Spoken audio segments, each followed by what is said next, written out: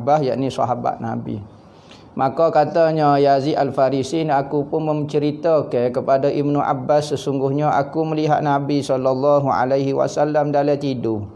Maka berkata Ibnu Abbas, sesungguhnya Nabi SAW pernah berkata, syaitan tidak mampu untuk menyamai dengan aku. Syaitan tidak mampu nak menyamai dengan Nabi.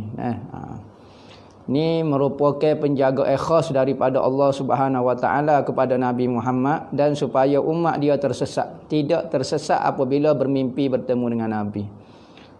Ada riwayat masalah bermimpi bertemu Nabi ini, ada 4 riwayat.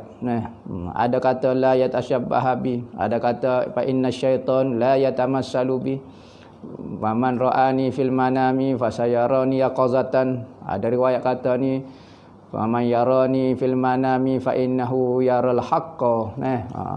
Jadi semua tu makna dia, siapa dia yang melihat Nabi berarti dia melihat betul-betul, haqqa, betul-betul melihat Nabi. Ada kata siapa dia yang melihat Nabi berarti syaitan tidak mampu menyamai. Ada kata siapa dia yang mimpi bertemu dengan Nabi, maka dia akan melihat Nabi ketika yaqazah. Kita sebut dah yaqazah sini bukan yaqazah di hari kiamat. Ada riwayat kata siapa dia yang boleh melihat Nabi dalam tidur ketika muka dunia, maka dia boleh melihat Nabi di akhirat secara yaqazah. Maka melihat Nabi secara yaqazah di akhirat itu bukan benda istimewa, kerana ramai orang boleh tengok Nabi ketika hari kiamat. Maka dalam hadis ni menceritakan kelebihan bermimpi bertemu Nabi. Kalau bermimpi temu Nabi pun boleh tengok yaqazah di akhirat, maka orang yang tak mimpi temu Nabi pun boleh tengok Nabi secara yaqazah. Maka hadis ni menceritakan fadail, mengenai kelebihan. Maka maksud melihat Nabi secara yaqazah ni maknanya di atas muka dunia. Boleh tengok Nabi di atas muka dunia secara yaqazah. Kita sebut dah. Kita ni melihat sesuatu, apa maksud melihat di dalam mimpi? Melihat dengan hati. Hati melihat di dalam mimpi. Manakala apabila yaqazah, bukan hati dah melihat, mata melihat. Maka tak samalah kita orang yang melihat Nabi secara yaqazah dengan sahabat-sahabat yang melihat Nabi secara yaqazah. Kerana sahabat melihat betul-betul tubuh Nabi secara yaqazah. Manakala orang yang melihat Nabi secara yaqazah, secara jaga, selepas daripada kematian Nabi, wafatnya Nabi, adalah melihat surah gambaran Nabi. Itu merupakan kelebihan bagi orang yang sudah bermimpi bertemu Nabi. Maka bermimpi bertemu Nabi ini, katanya Nabi, siapa dia yang melihatku di dalam tidur, maka dia telah betul-betul melihatku. Bukan cerita ni khayalan, bukan syaitan, bukan mainan tidur, betul-betul dia melihat Nabi. Maka katanya Ibnu Abbas kepada orang yang berkata dia tengok Nabi, maka dia kata, boleh ke tak kamu ceritakan kepada saya lagu mana rupa kamu tengok Nabi tu. Maka kalau orang ngaji Syama'il Muhammadiyah, ngaji mengenai sifat-sifat Nabi, kita akan melihat Nabi sebagaimana ada dalam kitab Syama'il. Kita akan nampak, kita ngaji Rasulullah ni kepala dia sedikit besar, dengan serban dia, rambut dia, tangan dia, tubuh dia, dia pakai jubah belah ke apa dia, kita boleh tengok satu persatu apa yang kita belajar di dalam kitab Syama'il Muhammadiyah. Maka katanya lelaki saat ni dia, saya boleh ceritakan kepada Abdullah Ibnu Abbas mengenai sifat lelaki saat ni. Maka dia kata lelaki Rasulullah ini tubuh dia di antara sedar-sedar lah. Biasa, tak terlalu tinggi, tidak terlalu rendah. Badan Rasulullah, kulit Rasulullah pula, kulit dia, daging dia berwarna merah ke putih-putih. Maknanya putih ke merah-merah. Rasulullah apabila duduk tempat panas, kulit dia akan jadi warna merah. Tetapi apabila duduk tempat teduh, kulit dia sangat bersih, berwarna putih ke merah-merah. Mata dia bercelok. Akhala aini, mata Rasulullah itu bercelok. Rasulullah tu dia mata dia celok. Celok ni comel lah mata, tidak pucat. Dah lah mata Rasulullah tu bercelok, dia pula pakai celok. Hasanad dhahik, Rasulullah apabila ketawa sangat manis nampak. Rasulullah kalau dia senyum, kalau dia ketawa sangat indah dilihat. Muka Rasulullah jamilud dawair wajhi, Rasulullah muka dia bulat comel, bulat, tidak segi bukan kata petok. Muka Rasulullah ni muka dia comel panjang. Maka memenuhi janggut dia di antara ini kepada sini. Sini janggut, sini makna janggut Rasulullah ni penuh. Daripada sini, daripada telinga ni kepada telinga ni. Berarti janggut Rasulullah ni lebat.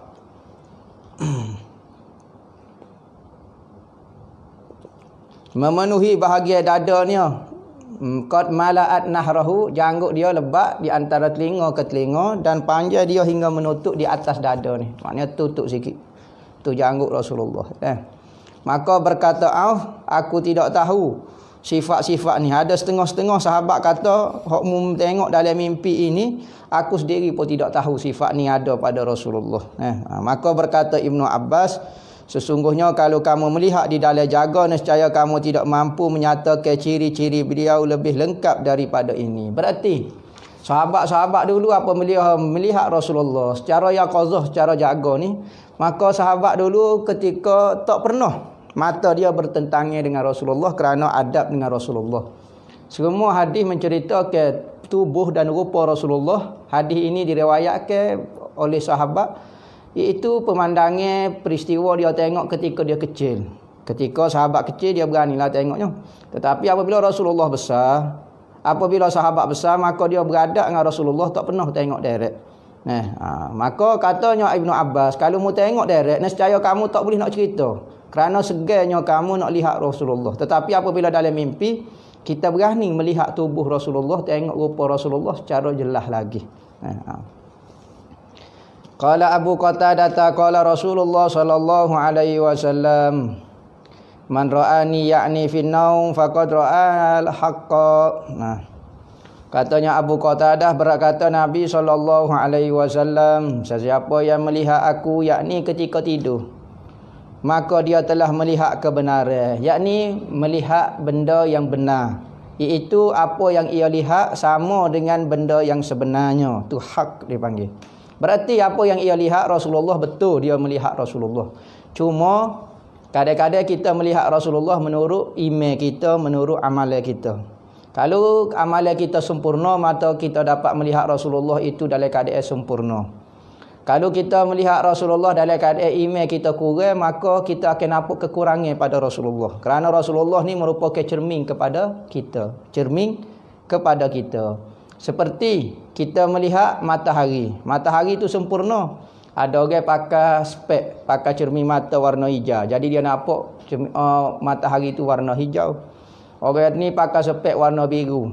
Pakai cermin mata warna biru. Nampak warna biru. Hak ni warna kelabu, hak ni warna hitam, hak ni warna apa. Aku bukan matahari itu yang berubah, tetapi pandangan kilauan daripada cermin mata hati kita, kerana kita lihat dengan mata hati ketika tidur, maka dia akan berubah menurut kelakuan kita. Bahkan melihat Rasulullah ini alamat kepada iman seseorang. Kalau kita melihat Rasulullah dalam keadaan kurang ataupun cacat, berarti iman kita cacat. Berarti apabila kita mimpi lagu tu, kita kena tengoklah apa dia kekurangan yang berlaku kepada diri kita. Kekurangan yang berlaku kepada kita supaya kita mimpi kali kedua Rasulullah sempurna. Ada orang mimpi Rasulullah buta. Ada juga macam-macam pengalaman orang. Itu menurut berarti iman dia sekarang, pemandangan dia sekarang cacat. Melihat kepada satu arah saja.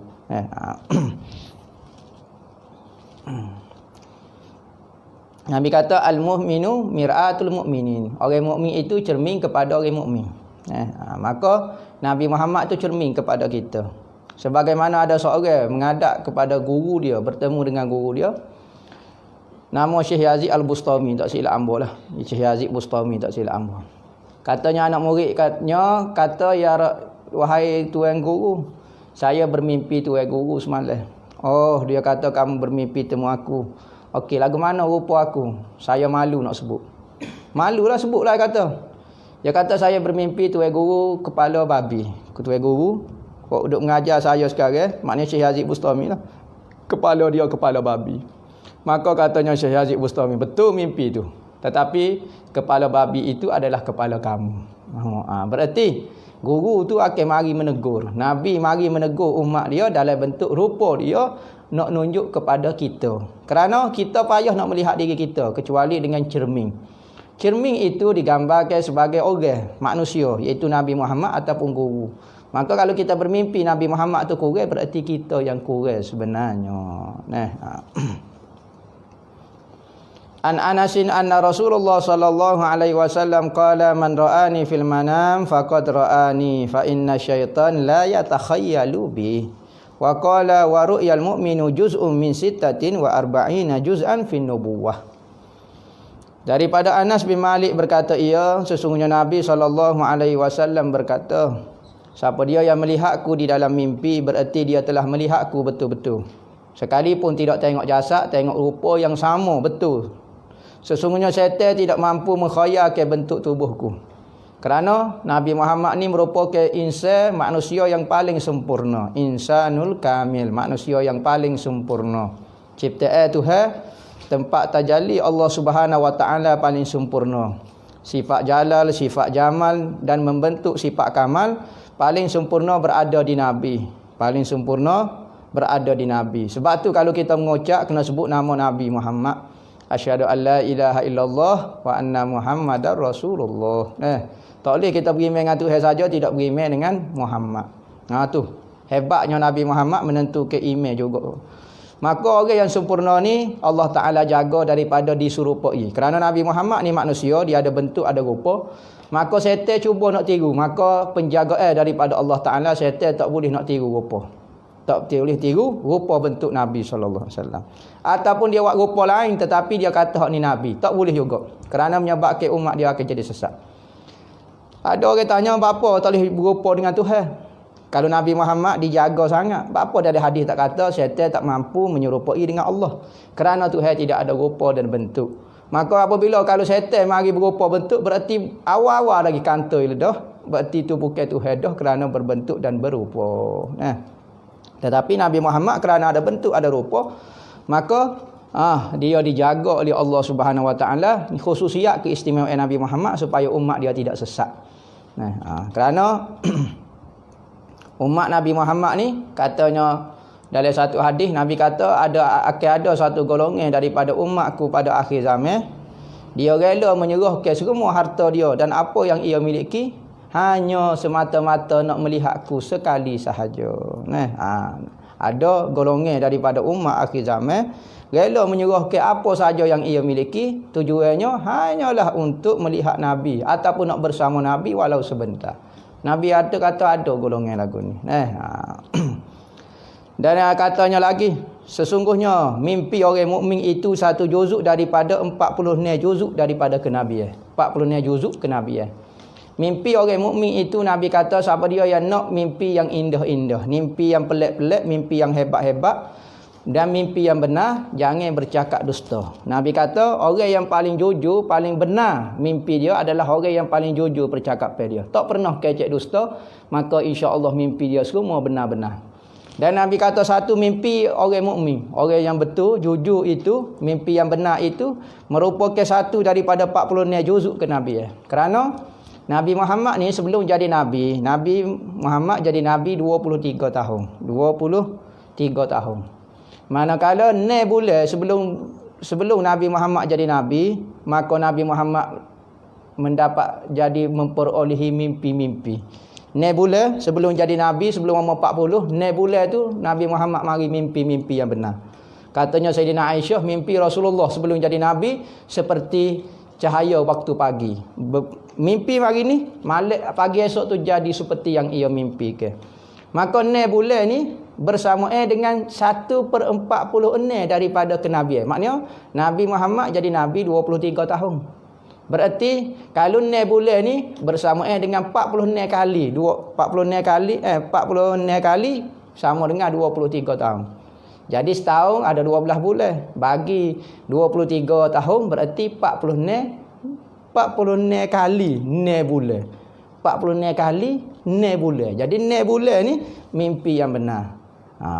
Siapa dia yang bermimpi benar, seolah-olah dia seperti Nabi ketika awal-awal dapat mimpi sebelum jadi Rasul 6 bulan, selama 6 bulan. Maka siapa dia yang nak mimpi kena ajar kecek benar lah, kecek jujur, jangan ajar menipu. Maka insya-Allah mimpi yang kita perolehi mimpi yang benar, mimpi yang jujur. Jaga orang nak jaga mulut pada akhir zaman. Siapa dia yang mampu jadi jujur pada akhir zaman, orang ni betul-betul hebat. Kerana sekarang masyarakat dan keadaannya mendesak kita jadi kecek tak betul, kecek tak jujur, kecek tak benar. Maka orang yang mampu bercakap benar, maka mimpi dia Allah Ta'ala hadiahkan kepada dia mimpi-mimpi yang indah dan hebat-hebat.